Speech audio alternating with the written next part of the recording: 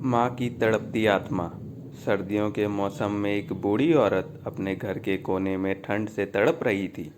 जवानी में ही उसके पति का देहांत हो गया और घर में एक छोटा बेटा था। उस बेटे के उज्जवल भविष्य के लिए उस माँ ने लोगों के घर घर जाकर काम किया। काम करते करते बहुत थक जाती थी, लेकिन फिर भी आराम नहीं करती थी और हमेशा एक बात याद करके फिर काम में लग जाती थी कि जिस दिन मेरा बेटा लायक हो जाएगा या कमाने लग जाएगा, उसी दिन आराम करेगी।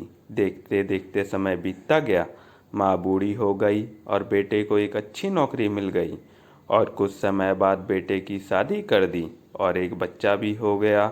अब बूढ़ी माँ बहुत खुश थी, क्योंकि उसके जीवन का सबसे बड़ा सपना पूरा हो गया, क्योंकि उसका बेटा लायक हो गया और अपने पैरों पर खड़ा हो गया था। अब उसका बेटा उसकी हर ख्वाहिश पूरी करेगा।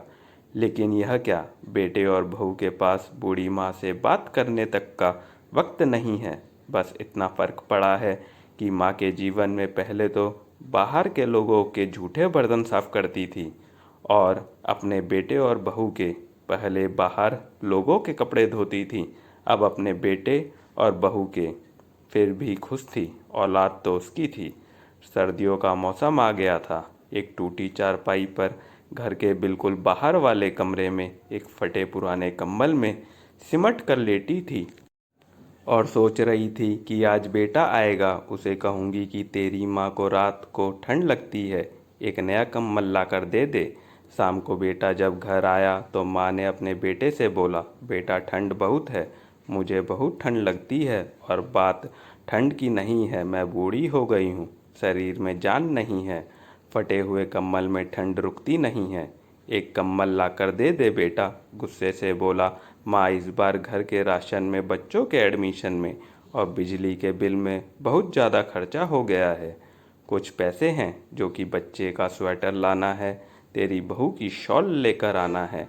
तुम तो माँ घर में ही रहोगी, तुम तो सहन कर सकती हो, हमें तो बाहर जाना होता है कमाने के लिए। बस माँ 2 महीने की सर्दी निकाल लो, अगली सर्दी में आपको नया कंबल ला कर दे दूँगा। माँ अपने बेटे की बात सुनकर चुपचाप जाकर उस फटे हुए कंबल में सिमट कर सो गई। अगली सुबह हुई तो माँ इस दुनिया में नहीं थी।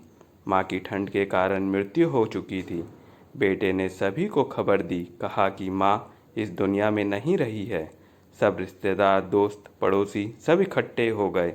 बेटे ने अपनी माँ की अंतिम यात्रा में कोई कमी नहीं छोड़ी।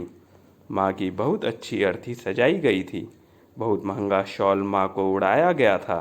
सारी दुनिया अंतिम संस्कार को देखकर कह रही थी कि हमें भी हर जन्म में ऐसा ही बेटा देना। मगर उन लोगों को क्या पता था कि मरने के बाद भी एक माँ ठंड से तड़प रही है, सिर्फ एक कंबल के लिए।